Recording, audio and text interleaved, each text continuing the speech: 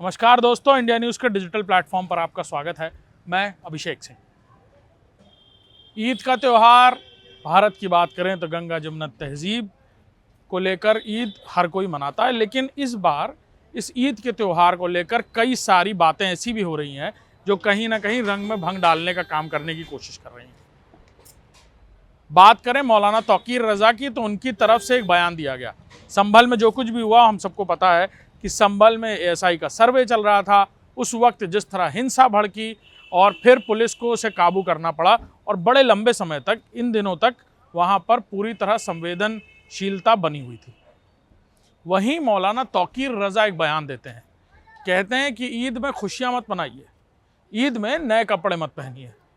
अमूमन ईद में नए कपड़े पहनते हैं, खुशियाँ मनाते हैं, एक दूसरे के घर जाते हैं, लेकिन इस बार मौलाना तौकीर रज़ा कह रहे हैं कि ईद खुशी की ईद नहीं, गम की ईद है, क्योंकि संभल में शहीद हुए हैं लोग। वो लोग जो पुलिस पर ईंटें, पत्थर, आंसू गैस के गोले चलने के बावजूद पेट्रोल बम फेंक रहे थे, वो लोग शहीद हैं।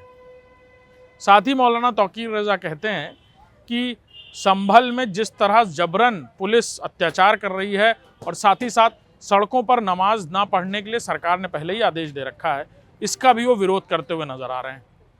और उनका कहना है कि ईद पर आप खुशी मत मनाइए, हाथ पे काली बैंड बानिए, यानी विरोध करिए वक्फ बिल का, और साथ ही साथ सड़कों पर जाकर नमाज पढ़िए। वो कह रहे हैं मैं खुद जाकर सड़क पर नमाज पढ़ूंगा। तो कहीं ना कहीं मौलाना तौकीर रज़ा के इस बयान के बाद इस पूरे मामले का राजनीकरण होना शुरू हो गया है और ईद को लेकर जिस तरह की वो बातें कह रहे हैं वो सीधे आग में घी डालने जैसी बात है।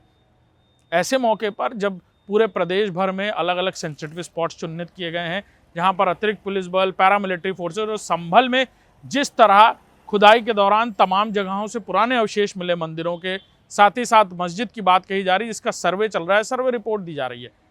उस सर्वे रिपोर्ट के दौरान, उस सर्वे के दौरान वहाँ हिंसा भड़क गई थी, मामला सेंसिटिव था, और उसके बाद तमाम जगहों पर कल्कि मंदिर के अवशेष मिल रहे थे। एएसआई का काम अभी भी कई जगह चल रहा है। ऐसे में मौलाना तौकीर रज़ा के इस बयान को सीधे तौर पर राजनीति से जोड़ा गया और यही वजह है कि अब समाजवादी पार्टी भी इस मैदान में उतर गई है। यानी ईद को लेकर समाजवादी पार्टी के एक राष्ट्रीय प्रवक्ता अमीक जमोई का भी बयान सामने आया है। उन्होंने कहा कि आप ईद में खुशियां मत मनाइए, ये ईद खुशी की ईद नहीं है। साथ ही साथ उन्होंने इस बात को ऐसे भी जोड़ दिया कि महाकुंभ में जो लोग वहाँ भगदड़ के दौरान जिन लोगों की मौत हुई उनके लिए भी गम मनाइए, वक्फ बिल को लेकर गम मनाइए, संभल में हिंसा हुई इसको लेकर गम मनाइए, और ये खुशियों की ईद जिसको लेकर हर कोई कह रहा है कि ये ईद साल में एक त्यौहार आता है और इस त्यौहार को लेकर तमाम एक महीना माह पाक रमज़ान में लोग पूरी तरह से रोज़े रखते हैं और उसके बाद इस ईद को मनाया जाता है, उस ईद को आप गम भरी ईद में तब्दील कर दीजिए।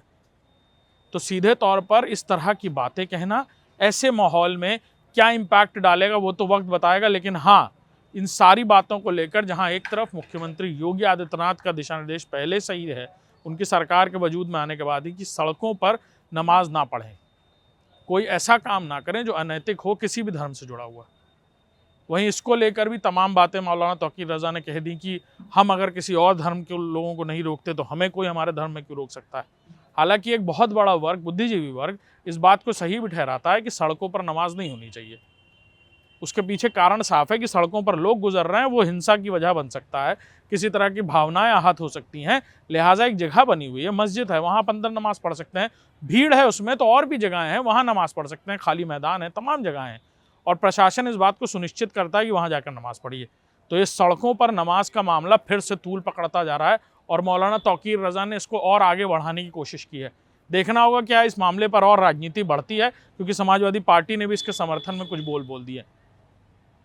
समाजवादी पार्टी के राष्ट्रीय प्रवक्ता अमीक जमोई ने भी इसको लेकर कई बातें कह दी हैं और फिर से इस मामले को और आगे बढ़ाने की कोशिश की जा रही है। वहीं एक तरफ उत्तर प्रदेश में पुलिस की तरफ से, यानी उत्तर प्रदेश के डीजीपी प्रशांत कुमार की तरफ से सेंसिटिव स्पॉट्स, रेड जोन, सबको अलग अलग बांटा गया है, सेक्टर्स में, ब्लॉक्स में बांटा गया है।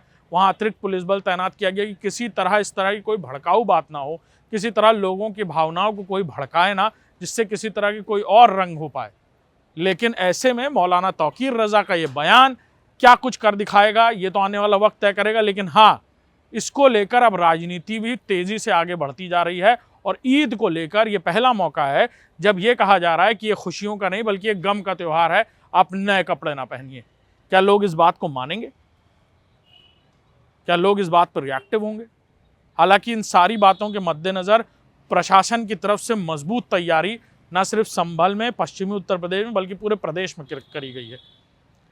और कल जब ईद की खाड़ी देशों की तरफ से ये घोषणा की जाती है कि ईद है, सऊदी अरब की तरफ से कि चांद देखा गया और उसके बाद ईद का त्यौहार मनाया जाएगा, तो क्या मौलाना तौकीर रज़ा जैसे लोगों की ये हिंसक बातें जीत पाएंगी या फिर सौहार्दपूर्ण इतिहास जो भारत का रहा है उसे लोग मानेंगे?